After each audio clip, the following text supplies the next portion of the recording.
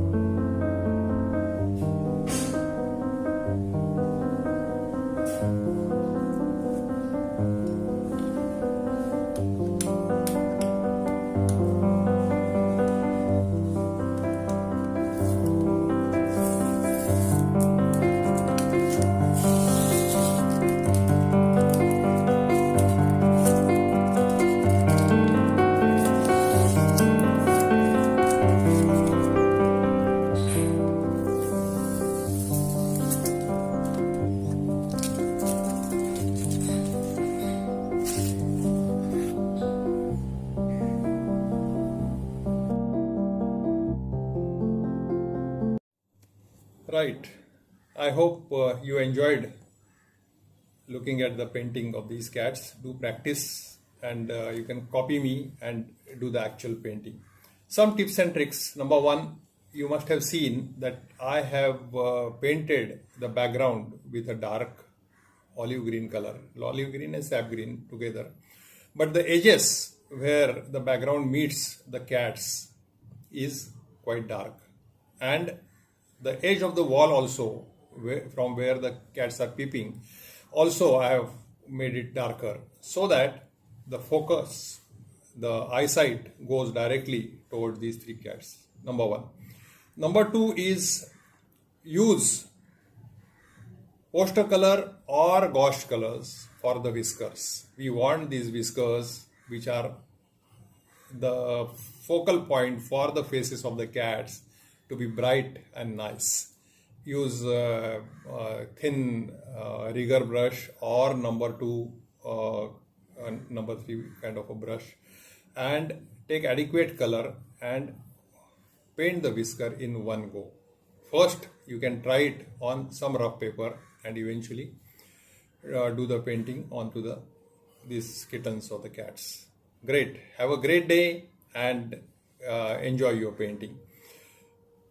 If you are liking these videos, do subscribe, thumbs up, and hit that bell icon so that you will every Friday get the notification for my new painting. Good day and enjoy your weekend.